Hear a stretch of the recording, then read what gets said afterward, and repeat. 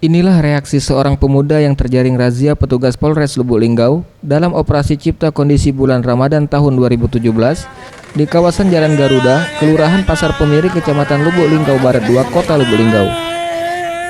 Pemuda ini tampak menangis histeris dan berusaha mempertahankan kendaraan motornya saat akan diamankan petugas kepolisian untuk dibawa ke Mapolres Lubuk Linggau lantaran tak memiliki surat menyurat kendaraan. Selain di kawasan Jalan Garuda, petugas juga menyisir razia di kawasan Jalan Yosudarso dan mendapatkan seorang pemuda yang memiliki senjata tajam serta sejumlah warga yang tak memiliki kartu identitas KTP. Dalam keterangannya, Kapolres Lubuk Linggau AKBP Hajat Mabrur Bujangga menerangkan, dari hasil operasi Cipta Kondisi ini di bulan Ramadan, 13 orang berhasil diamankan serta barang bukti berupa 1 unit motor yang diduga bodong dan 1 senjata tajam.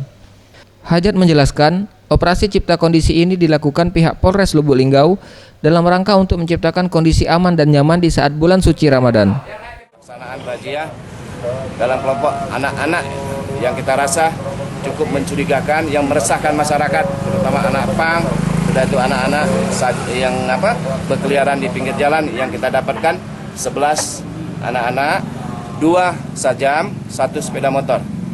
Kita datakan, ya kan, nanti kita kembalikan ke rumahnya masing-masing. Ini kan hanya kita di dalam rangka cipta kondisi wilayah Kota Lubuk Linggau agar untuk menjelang Ramadan menjelang Lebaran nanti akan semakin kondusif.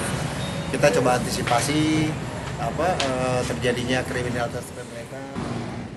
Sementara itu, Kapolres juga menghimbau kepada masyarakat agar selalu waspada karena menjelang Hari Raya Idul Fitri, aksi tindak kriminal cenderung meningkat.